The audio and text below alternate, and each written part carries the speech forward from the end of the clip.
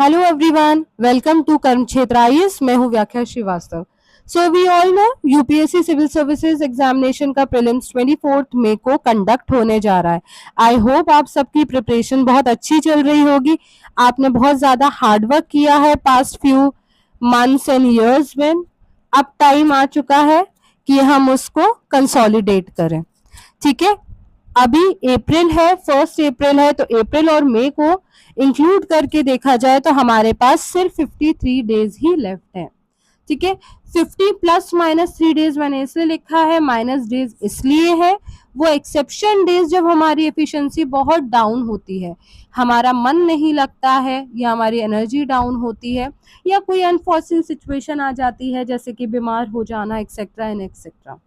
ठीक है, तो ओवरऑल देखा जाए तो अब हमारे पास सिर्फ 50 डेज ही लेफ्ट है।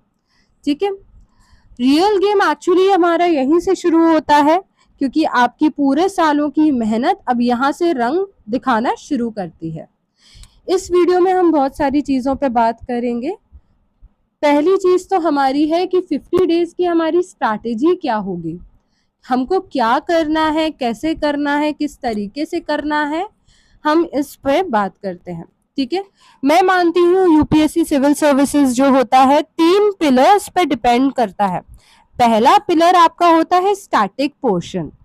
ठीक है, अभी तक आपकी प्रिपरेशन में आपको सबने बताया होगा कि स्टैटिक कितना ज्यादा इंपॉर्टेंट है। आपने कितने सारे वीडियोस देखे होंगे, यूट्यूब पे स्क्रॉल किया होगा। ठीक है, आपको पता है कि static actually 80% of the questions, ठीक है, डायरेक्टली स्टैटिक से लिंक्ड होता है। हमने सबने स्टैंडर्ड सोर्स से पढ़ा होता है, लक्ष्मीकांत, स्पेक्ट्रम एक्सेट्रा एक्सेट्रा। ठीक है, अब यहां से हमको उन सब चीजों को कंसोलिडेट करना है। ठीक है, हमको उसको एटलीस्ट 3 टाइम्स रिवीजन करना है in this 50 days. Okay, standard sources जो भी हमने पढ़े हैं, कहीं ना कहीं हमने उसके कुछ नोट्स बनाए होंगे, कुछ क्रिस्प किया होगा, छोटा किया होगा। ठीक है, अब पढ़ना कैसे है उन नोट्स को वो हम बताते हैं। आप 40 से 45 मिनट्स के लिए पढ़िए। आपके पास स्टॉपर होगा, ठीक है, स्टॉप वॉच होगा, तो स्टॉप वॉच पे आप लगाइए, 40 से 45 मिनट्स को आप पढ़िए।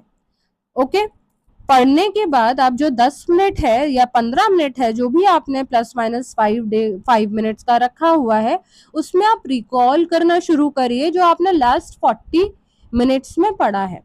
आप कैसे रिकॉल करोगे? बुक बंद करिए, आंखें बंद करिए, आप बस रिकॉल करिए वो सारे टॉपिक्स या पेजेस जो आपने पढ़ा है। अगर आपसे वो नहीं हो पाता है तो आप एक वाइट पेपर A4 शीट लीजिए, उस पर आप सारे टॉपिक लिख लीजिए, सिर्फ हेडिंग डालिएगा। ठीक है, हेडिंग डालने के बाद आप उसको देखिए और फिर रिकॉल करिए कि मैंने उसमें क्या पढ़ा था।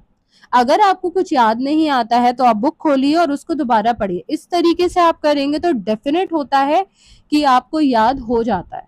ठीक है, अब इतना काम करने के बाद आप काफी थक जाएंगे क्योंकि जो रिकॉलिंग का मेथड होता है या रिकॉल करना होता है वो काफी कठिन होता है। आपकी मेंटल एनर्जी जो होती है वो ड्रेन हो रही होती है। ठीक है, तो फिर उसके बाद आपने 5 मिनट का ब्रेक ले लिया, आपने बुक बंद किया, वो आपने सब बंद किया, या तो आप थोड़ा मेडिटेट कर लीजिए या आप बस कुछ मत करिए, without phone nothing but do nothing for 5 minutes. ठीक है, यहाँ आपकी एनर्जी वापस से आ जाती है फॉर नेक्स्ट आवर। ठीक है, अगर आपने कोई क्रिस्प नोट्स नहीं बनाया है इन केस, तो आप डोंट वरी, मैं आपको सारी नोट्स प्रोवाइड करूंगी। उस नोट्स में आपको सब कुछ मिलेगा, स्टैटिक मिलेगा, डायनेमिक यानी कि करंट मिलेगा, प्लस जो भी रेलेवेंट PYQs है topic wise and subject wise, मैं उसको प्रिपेयर करके आपको दूंगी। ठीक है, ये तो एक हो गया 40 मिनट्स या 1 घंटे में कैसे पढ़ना है। अब रिकॉल का एक और बहुत इंपॉर्टेंट मेथड होता है कि 1 to 1 hour before going to bed, सोने के पहले 1.5 घंटे पहले आप वो सारी चीजों को रिकॉल करिए जो आपने दिन भर में पढ़ी है। ठीक है, आपने जो भी टॉपिक पढ़े हैं, जो भी सब्जेक्ट पढ़ा है, आप 1.5 घंटे पहले उसको रिकॉल करिए। हार्डली 15 मिनट्स लगेगा। कोशिश करिए कि थोड़ा वॉक करते हुए रिकॉल करिए। क्या होता है कि हमारे न्यूरॉन डायरेक्टली लिंक्ड होते हैं वॉकिंग से, तो हम जब वॉक करते हैं तो हमारा रिटेंशन बढ़ता है। ठीक है, तो 1.5 घंटा पहले आप जाकर के उसको रिकॉल करना स्टार्ट करिए, जो भी आपने पूरा दिन भर में किया है, जो भी आपने पढ़ा है, ठीक है, उससे आपका आपका याद करना, मेमोराइज ज्यादा अच्छा हो जाएगा। ओके, ठीक है। सो बट मैं ये बोल रही हूँ कि 1.5 घंटा इसलिए बोला है आपसे, क्योंकि क्या होता है ना कि आपका जब ब्रेन एक्टिव मोड में हो जाता है तो आपको नींद में दिक्कत होती है।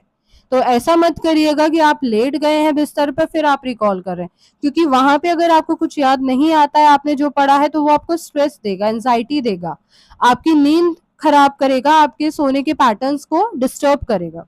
सो आप कोशिश करिएगा कि ये 1.5 घंटे पहले ही हो, सोने के बिस्तर पे लेटने के पहले ही हो, ठीक है। Is that fine?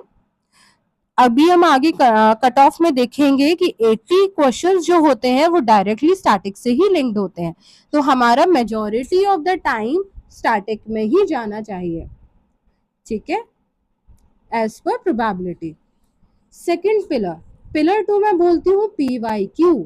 अभी तक आपने बहुत वीडियोस देखे होंगे, यूट्यूब स्क्रॉल किया होगा, आप सबको अभी तक पता होगा कि PYQ UPSC प्रीलिम्स का माए बाप होता है, ठीक है। बिना PYQ के आप आगे नहीं बढ़ पाएंगे प्रिपरेशन में।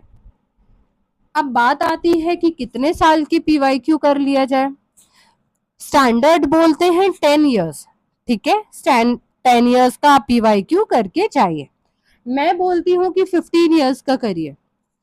क्यों? क्योंकि हम आगे के वीडियोस में देखेंगे कि कैसे लिंक्ड होते हैं PYQs to the current question. अगर आपसे नहीं हो पा रहा है 15 दिन, तब आप आइए कि हाँ चलिए ठीक है 10 दिन 10 साल के कर लिए, सॉरी 15 इयर्स नहीं 10 इयर्स के कर लिए। सो तो पहली चीज तो ये हो गई। अब PYQ एक्चुअली करता क्या है? PYQ आपको ट्रेंड एनालिसिस में बड़ी हेल्प करता है, ठीक है। यूपीएससी किस ट्रेंड की तरफ जा रहा है, किस टाइप के क्वेश्चन को इंट्रोड्यूस कर रहा है, ये सब चीजें आपको PYQ एनालाइज करने से ही समझ आता है। ओके, जैसे कि यूपीएससी ने इंट्रोड्यूस किए थे only 1, only 2, only 3 type of question, या फिर मल्टी स्टेटमेंट क्वेश्चन, जैसे 60% of the question multi statement थे, ठीक है। तो इस तरीके के जो ट्रेंड्स होते हैं वो आपको PYQ लगाने से ही आता है।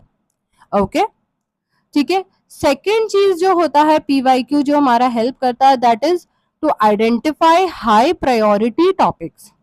ऐसा होता है कि यूपीएससी के कुछ फेवरेट टॉपिक्स होते हैं या फेवरेट थीम्स होती है जो काफी बार पूछी जाती है, तो जो भी प्रायोरिटी वाले टॉपिक्स हैं वो हमको समझ आता है after PYQ analysis. Okay, third, आपको रिपीटेड थीम्स मिलती हैं, जैसे कि यूपीएससी काफी बार आपके इन्फ्लेशन पे जो क्वेश्चंस पूछता है वो पूछते हैं, रेपो रेट वगैरह इंक्रीज करना है इकोनॉमी में वो पूछे जाते हैं, कुछ आर्टिकल्स जो हैं काफी बार पूछे जाते हैं, DPSPs पूछे जाते हैं। तो ये सब चीजें आपको तभी समझ में आती हैं जब हम आपको PYQ को बहुत स्ट्रॉन्ग रखते हैं, ठीक है। Fourth is direct questions. UPSC actually में हर साल 1 से 2 क्वेश्चन फ्री का देता है, फ्री का मार्क्स देता है। कैसे देता है? वो डायरेक्ट क्वेश्चन को रिपीट करता है। जैसे कि कोई क्वेश्चन आपको मल्टी स्टेटमेंट में पहले दिया होगा कुछ साल पहले, आज वो क्वेश्चन वो स्टेटमेंट एक डायरेक्ट क्वेश्चन के फॉर्म में दे देते हैं, ठीक है। तो हम आगे वीडियोस में देखेंगे कि डायरेक्ट क्वेश्चंस जो होते हैं 1 से 2 क्वेश्चन हर बार होता है जो पूछा जाता है।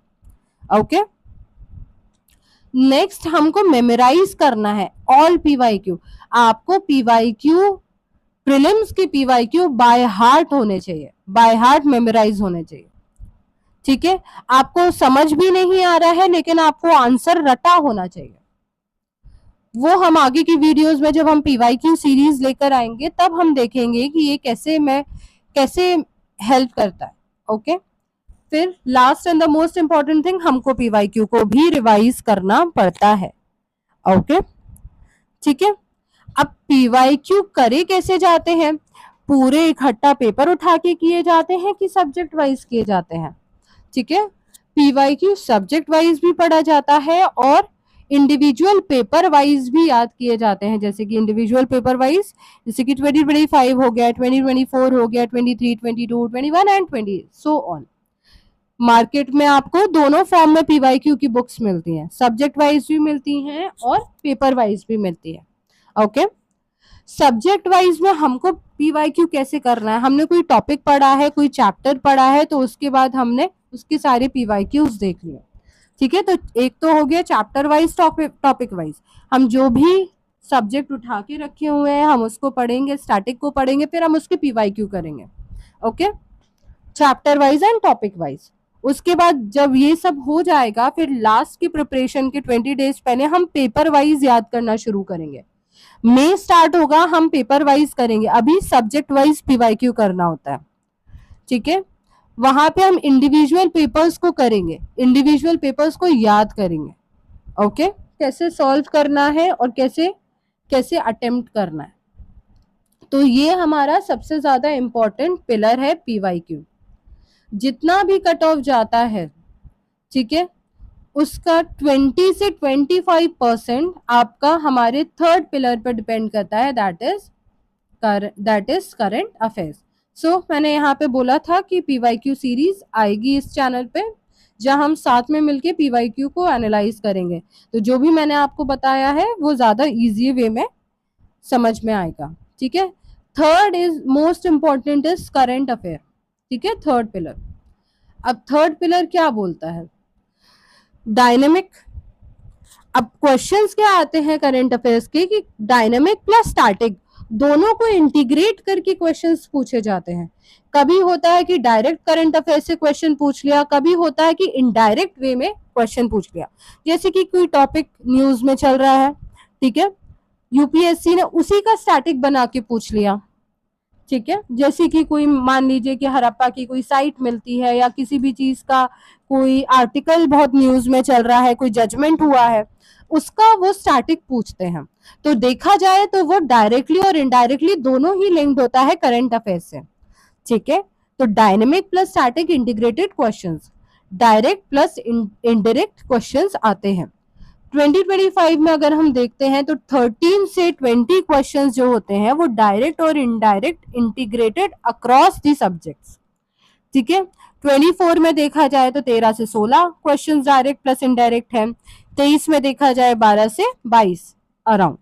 ओवरऑल अगर मैं मानती हूँ, एवरेज मानती हूँ, 20% क्वेश्चन जो होते हैं वो आपके करंट अफेयर से कहीं ना किसी रूप में लिंक्ड अप होते हैं। ठीक है, और along with miscellaneous question. Miscellaneous हम आगे देखेंगे, while we'll solve the PYQ papers हम will discuss about the miscellaneous questions. Okay, अब करंट अफेयर को अप्रोच कैसे करना होता है। मैक्सिमम स्टूडेंट्स अभी तक करंट अफेयर्स का कुछ ना कुछ पढ़ा होता है। ठीक है, इधर they are doing it monthly और वीकली। बहुत सारे रिसोर्सेज होते हैं, बहुत सारे कोचिंग इंस्टीट्यूट्स होती हैं, बहुत सारे वेबसाइट्स हैं जहाँ पे हमको ये मंथली और वीकली करंट अफेयर्स मिल जाते हैं। अगर आपने इसको पढ़ रखा है तो कहीं ना कहीं आपने इसके नोट्स बनाए होंगे या फिर आपने बुक में ही उसको नोट किया होगा। ये नहीं किया है तो ईयरली मैगजीन्स आती हैं, PT 365 etcetera etcetera, different coachings की आती हैं, इंस्टीट्यूट्स की आती हैं, तो आप ईयरली मैगजीन्स कर लेते हैं। ईयरली मैगजीन्स में ऑल्दो सब कुछ कवर नहीं होता, ठीक है, अब वो छोटा बनाने के लिए, क्रिस्प बनाने के लिए उसमें कुछ टॉपिक्स ऐसे होते हैं जो ज्यादा अवॉइड कर दिए जाते हैं। तो मैं नहीं बोलती कि ये कंप्लीट कवरेज है, बट यस, अगर नहीं है और बिगनर है और काफी ज्यादा परेशान है तो इट डज वर्क। ठीक है, बट बात यह है कि ईयरली मैगजीन्स का भी या तो आप शॉर्ट नोट्स बना ले अगर आपके पास टाइम बचता है, नहीं बचता है तो आप एक हाइलाइटर उठाइए, बुक उठाइए, बुक के आगे आप लिख लीजिए वो सारे जो इम्पोर्टेंट टॉपिक हैं उस सबको हाईलाइट कर लीजिए। ठीक है, अब दूसरा मेथड ये होता है जो मैं फॉलो करती थी कि मैं इंडेक्स जो होता था, इंडेक्स के आगे मान लीजिए आपने पीटी उठाया हुआ है, पीटी में एक पेज का टॉपिक है, ठीक है, बट एक पेज के टॉपिक में हार्डली 3 to 4 लाइन्स है जो इम्पोर्टेंट है, तो मैं वो इम्पोर्टेंट डेटा जो होती थी वो वहां पे इंडेक्स में जाकर के लिख देती थी। ओके, ताकि मैं जब पढ़ूं दोबारा रिवाइज करूं तो मैं वो बस इंडेक्स उठाती थी और इंडेक्स के आगे जो पॉइंट्स लिखे होते थे उनको याद करती थी। मुझे ना पूरा बुक करना पड़ता था, ना मुझे अलग से कुछ नोट्स बनाने पड़ते थे। और ये बहुत हैंडी भी हो जाता है और आपको याद करने में काफी ईजी हो जाता है, रिकॉल करना काफी ज्यादा ईजी हो जाता है। ठीक है, तो these are what about current affairs. थोड़ा कट ऑफ के बारे में बात करते हैं। कट ऑफ अगर हम एनालाइज करें 2025 में 92.66 था, 24 में 87.98 था, 23 75.41, 22 88.22, 21 87.54 एंड 2020 92.51। अगर हम देखते हैं तो कट ऑफ 23 से अगर मानते हैं तो 23 से इंक्रीज किया, 24 में, 25 में उससे ज्यादा इंक्रीज किया। ठीक है, सो ये इंक्रीजिंग और डिक्रीजिंग आपको दिखता है। बट क्या 2025 का पेपर इजी साइड में था? तो डेफिनेटली नॉट। कॉम्प्लेक्स था, डिफिकल्टी लेवल ज्यादा था। ठीक है, year and year complexity and difficulty थोड़ी बहुत बढ़ाती ही है, ऑल दो कुछ ईयर्स थोड़ा ज्यादा एक्सट्रीम किया था लाइक 23। सो मैं तो क्या प्रिपरेशन का लेवल बढ़ चुका है स्टूडेंट्स का, एस्पिरेंट्स का? तो दैट इज डेफिनेटली यस। ठीक है, प्रिपरेशन एस्पिरेंट्स की काफी ज्यादा स्ट्रांग होती जा रही है। ऑब्वियसली आपके पास इतना ज्यादा यूट्यूब रिसोर्सेज हैं, ठीक है, आपके पास अच्छे मेंटोर्स हैं, आपके पास अच्छे अच्छे रिसोर्सेज हैं, इंस्टीट्यूट्स आपका वर्क कर रहे हैं to give you quality material. तो दिस इज ऑल अफेक्टेड कि प्रिपरेशन का जो लेवल है वो थोड़ा हायर साइड पे जाता जा रहा है अमंग दी स्टूडेंट्स। ठीक है, and so does the complexity and difficulty of the paper. Okay, 26 में क्या होगा वी डोंट नो। ठीक है, यूपीएससी की तरफ से कुछ आपको मिलेंगे वीडियोस में जिसमें बोला जा रहा होगा कि no it will decrease again, 5 साल का पैटर्न है, फिर डिक्रीज करेगा और इधर इंक्रीज करेगा। जैसे यूपीएससी में पहले जो कट ऑफ जाते थे वो 100 के आसपास जाते थे, तो does UPSC want that cut off to be 100 again और समवट? तो ये हम कोई भी प्रिडिक्ट नहीं कर सकता है, कितना भी कोई बोलेगा कि गारंटीड है, there is nothing guaranteed in UPSC. यहां से पेपर इंक्रीज करेगा, कट ऑफ डिफिकल्ट बनाएगा या इजी बनाएगा, we can not say it. What we can do, हम अपनी प्रिपरेशन पे काम कर सकते हैं। ठीक है, okay, so this is it. Last thing, बहुत बच्चों को डाउट रहता है कि टेस्ट सीरीज किसकी करें, ठीक है, कैसे करें, क्या काम करता है? I would say test series लगाना इम्पॉर्टेंट है। ठीक है, इम्पॉर्टेंट है क्योंकि ये आपको अप्रोच करना सिखाता है, आपको अपनी स्ट्रेंथ और वीकनेस मतलब एनालाइज करना सिखाता है। थर्ड थिंग, आपको टॉपिक को रिवाइज करना सिखाता है। जैसे कि आपने मे बी आपने सेक्शनल टेस्ट दे रहे हो, आपने पॉलिटी पढ़ा, आपने एग्जाम दिया जा करके, आपने टेस्ट लिया, किसी भी इंस्टीट्यूट का आप ले सकते हैं, मैं कोई पर्टिकुलर इंस्टीट्यूट का नहीं बोलती हूँ कि आप इसका करिए इसका करिए, क्योंकि मैं मानती हूँ कि टेस्ट सीरीज से भी बहुत ज्यादा इंपॉर्टेंट पीवाईक्यूज होते हैं अगर हमने उसे टेस्ट फॉर्म में लिया। ओके, सेकेंडली, टेस्ट सीरीज कहाँ कहाँ किस किस फॉर्म में हेल्प करती है? फर्स्ट ऑफ ऑल आपको वीकनेस पता चलता है, कुछ लोगों के क्वेश्चन ज्यादा अटेम्प्ट करने पे नंबर आते हैं, कुछ के कम आते हैं, कुछ डिफेंसिव होते हैं एंड कुछ अटैक करते हैं। ठीक है, ये स्ट्रैटेजीज होती हैं। सो हमको क्या करना है, वो हमको टेस्ट सीरीज लगाने से, पेपर सॉल्व करने से ही समझ में आता है। ठीक है, कोचिंग इंस्टीट्यूट्स कहती हैं कि हमारे टेस्ट सीरीज से these many question were asked और समथिंग लाइक दैट। सो ये सब पे कोई रिलायबल नहीं होता है कि आपको क्या करना है। ठीक है, आपको मेन इंपॉर्टेंट है कि how you are going to use it. First thing, आपको रिवीजन में यूज करना है। सेकेंडली, आपको इतना एनालाइज करना है कि आपको खुद की स्ट्रेंथ और वीकनेसेस समझ में आ जाए कि आपको कैसे अटेम्प्ट करना है। आपको पैनिक नहीं करना है, आपको उस एनवायरमेंट में टेस्ट देना है जो उस एनवायरमेंट में आपका यूपीएससी कंडक्ट कराता है। तो ये सब चीजों से फेमिलैरिटी जो होती है वो टेस्ट सीरीज देता है। ठीक है, मोर इम्पोर्टेंटली एफएलटीज आपको लगाने चाहिए। एफएलटीज और फुल लेंथ टेस्ट, ठीक है, 5 to 8 टेस्ट मैं रिकमेंड करती हूँ कि आपको लगाने चाहिए। क्यों लगाने चाहिए? क्योंकि अभी आप सेक्शनल टेस्ट में सिर्फ एक ही सब्जेक्ट से होते हैं। आप जब प्रिपरेशन फेज में होते हैं तो आप सब्जेक्ट वाइज सब्जेक्ट प्रिपरेशन करते हो, और जब क्वेश्चंस आते हैं तो वो सारे मिक्सड अप आते हैं, तो उसको हैंडल करना आपको एफएलटी बताता है, full length test. So this is what about this test series. Okay, ठीक है। नेक्स्ट इज व्हाट, हम थोड़ा बात करते हैं कि ये पीरियड हमारे लिए क्यों इम्पोर्टेंट है, क्यों नहीं है, ठीक है। Although we have discussed earlier कि ये हमारे सिलेक्शन का डिसाइडिंग फैक्टर होता है, ये हमारे 50 दिन एक्चुअली में इतने इम्पोर्टेंट होते हैं, तो हमको क्या करना है क्या नहीं करना है, let's discuss about that. First do's की बात करते हैं, डूज एंड डोंट्स दोनों की ही बात करते हैं वैसे तो। पहला है कि राइट टेम्परामेंट और एटीट्यूड रखना है। हिंदी में कहते हैं मन के हारे हार, मन के जीते जीत, ठीक है। आप टेम्परामेंट क्या रखे हो, आप अपना एटीट्यूड क्या रखे हो इस पीरियड में, वो श्योरली डिफाइन करता है कि आपका सिलेक्शन हो रहा है कि नहीं हो रहा है।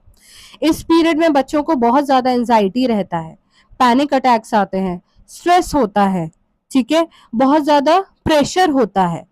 अब इन सब चीजों में आपको अपना टेम्परामेंट या एटीट्यूड कैसे रखना है, काम रखना है, कंपोज रखना है, स्ट्रेस फ्री रखना है। स्ट्रेस क्या होता है ना, माइंड में आकर के आपको आपको भारी दिखाता है, ठीक है। जितना ज्यादा स्ट्रेस होगा आपका मेमोरी लॉस होगा, आप याद करने में आपको तकलीफ होगी, ठीक है, आपको रिकॉल नहीं होगा, आपको फॉग होगा, ब्रेन फॉग। स्ट्रेस नहीं लेना, ये मान लीजिए अगर सिलेक्शन होना है तो आपको स्ट्रेस फ्री रहना पड़ेगा, ठीक है। पॉजिटिव रीइंफोर्समेंट की ही रिक्वायरमेंट होती है फॉर दिस पर्टिकुलर एग्जाम। कुछ बोलते हैं कि थोड़ा सा स्ट्रेस नहीं होगा तो परफॉर्मेंस अच्छा नहीं आएगा या ऑल दो, बट आई बिलीव कि थोड़ा बहुत स्ट्रेस इज नॉर्मल, जो नेचुरल स्ट्रेस है, बट अगर आपने एक्स्ट्रा लिया है तो ये कहीं ना कहीं आपका नुकसान ही करने वाला है। You have to be calm, you have to be composed, ठीक है। आपको जहां पे भी आपको लगता है कि यहाँ मेरे को प्रॉब्लम हो रही है तो आपको कॉन्शियस लेवल को हाई करना पड़ेगा, ठीक है, first thing. Second is consolidation of knowledge. आपने बहुत प्रिपरेशन करी है, आपको लग रहा होगा मेरा ये हो गया है वो हो गया है, कुछ चीजें होगी कि यार शिट ये इनकम्प्लीट रह गया, या मैं जैसे चाहती थी वैसा प्रिपरेशन नहीं हुआ, ठीक है। एग्जाम में बिलीव मी, एग्जाम में जाके ये सब वर्क नहीं करता, फाइन।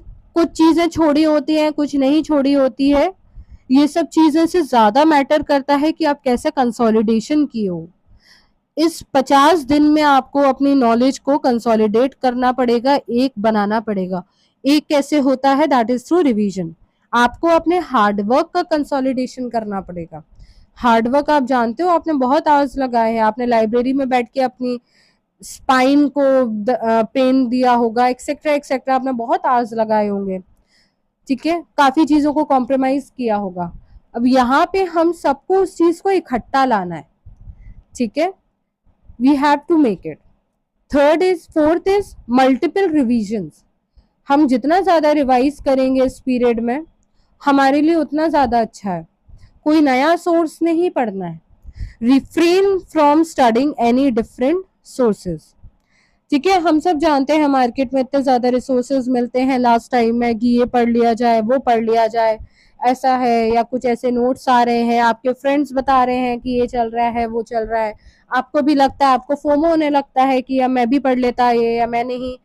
ये सब चीजों पे आप थोड़ा सा रिफ्रेन लेकर आइए। आपने जो पढ़ा है वो बहुत पढ़ा है, आपने सफिशिएंटली पढ़ा हुआ है, ठीक है, आपको बस उसको कंसोलिडेट करना है, दैट्स इट। एग्जाम में कोई डायरेक्ट क्वेश्चंस उठा के नहीं आता है बुक से, मे बी 20 क्वेश्चंस आते हैं जो आप बुक से सॉल्व कर पाते हैं, बाकी के जितने क्वेश्चंस होते हैं, मान लीजिए बाकी के जितने भी क्वेश्चंस होते हैं आपको अपने एटीट्यूड से, अपने एप्टीट्यूड से निकालने होते हैं, ठीक है। नेक्स्ट इज डिसिप्लिन, ठीक है। डिसिप्लिन बहुत ज्यादा इंपॉर्टेंट है through out the UPSC preparation, ठीक है। कभी इनकंसिस्टेंसी नहीं लाइएगा, जैसे कि आज तो पढ़ाई हो रही है कल नहीं हो रही है, 2 दिन तो मैंने बहुत अच्छा पढ़ लिया, मैंने पूरा 18 घंटा पढ़ा है, बाकी के दिन मैंने 2 दिन तक किताब ही नहीं उठाई है, ये होती है इनकंसिस्टेंसी, ये नहीं करना है, ठीक है, इससे बचिए। आप उठिए, आपका मन लग रहा है नहीं लग रहा है, पर्टिकुलर टाइम को आपको बैठना है पढ़ना है, ठीक है। नहीं लग रहा है मन, जो नहीं लग रहा है, लाइब्रेरी जाना है, आप लाइब्रेरी जाइए। Push yourself and maintain the discipline. आपसे बोलेंगे मोटिवेट होए, आप मोटिवेशन भी कुछ ही दिन तक रख सकते हैं। इंस्पिरेशन अगर आपकी बहुत स्ट्रांग हुई तो आप सस्टेन कर सकते हैं, अदरवाइज वो भी बहुत दिनों तक नहीं करती है, ठीक है। इन दोनों की जगह आप डिसिप्लिन पर लाइए, यही आपका रूटीन होगा। आपने एक टाइम टेबल बनाया होगा, इतने बजे उठना है, इतने बजे सोना है, इतने आवर्स पढ़ना है, इतना ब्रेक लेना है, ऑल दैट। अब ये हो रहा, मन कर रहा, मन नहीं कर रहा, you don't have to deal with it, fine, आपको जाके पढ़ना है, ठीक है। 6 point, mindful scrolling YouTube market resources, ठीक है। स्क्रॉलिंग यूट्यूब पे इस पीरियड में आपको बहुत सारे चैनल्स मिलेंगे जो अलग अलग टाइप के वीडियोस देंगे, 100% गारंटी, एविडेंस बेस्ड प्रूव्ड, ठीक है। फिर आपसे बोलेगा this question will be asked, marathon videos etcetera etcetera. तो ये प्लीज बिल्कुल माइंडफुल होकर के करिएगा, यूट्यूब वीडियोस देखिएगा, स्क्रॉल करिएगा, जो आपका, नहीं तो अदरवाइज आपको पता नहीं होता आप कितना ज्यादा टाइम इन्वेस्ट कर देते हैं इन चीजों में, ठीक है। वो वीडियोस इतने ज्यादा अट्रैक्टिव लगते हैं, उनके थंबनेल्स इतने ज्यादा अट्रैक्टिव होते हैं कि आप श्योर हो जाते हो कि यस, ये वीडियोस आपका एग्जाम निकाल देंगे। But this is not always 100% true. थोड़ा बहुत हेल्प कर देता है, आपको मोटिवेशन दे देता है, आप शायद थोड़ा अपने आप पे बिलीव करने लगते हो, but that is always not the right thing, ठीक है। तो बहुत be very cautious about what you are doing, what you are scrolling, what you are going through. Market में मैंने आपसे पहले भी बताया है कि इतना रिसोर्सेज होगा, इतने सारे नोट्स होंगे डिफरेंट डिफरेंट टाइप। आप करंट कहीं जाएंगे तो आपको लगेगा मैं ये भी पढ़ लूं, मैं वो भी पढ़ लूं, मैं ये भी कर लूं, ठीक है। But refrain from all these activities, ठीक है। Do not change your sources, जो पढ़ा है उसी को पढ़िए, उसी को रिकॉल करिए, उसी मजबूत बनाइए, ठीक है। 7th is mindful eating and exercise, ठीक है। भाई जैसा खाओगे अन्न वैसा रहेगा मन। आप जिस तरीके का खाना करते हो, खाते हो, आप उस तरीके की एनर्जी आपको मिलती है, आप उस तरीके का काम करते हैं, ठीक है। आपकी पढ़ाई की एफिशिएंसी है कि नहीं है, वो सब आपका ईटिंग पे भी बहुत ज्यादा डिपेंड करता है, ठीक है। आप अच्छा खाना खाइए, आप थोड़ा सा डीप फ्राइड फूड मत खाइए, मैक्सिमम लोगों को डीप फ्राइड फूड से इस पीरियड में एंजाइटी होता है। जंक को अवॉइड करिए, मैक्सिमम फ्रूट्स खाइए, सैलड्स खाइए, नॉर्मल खाना खाइए, ठीक है, लो फैट खाइए, which is very important during this 50 days.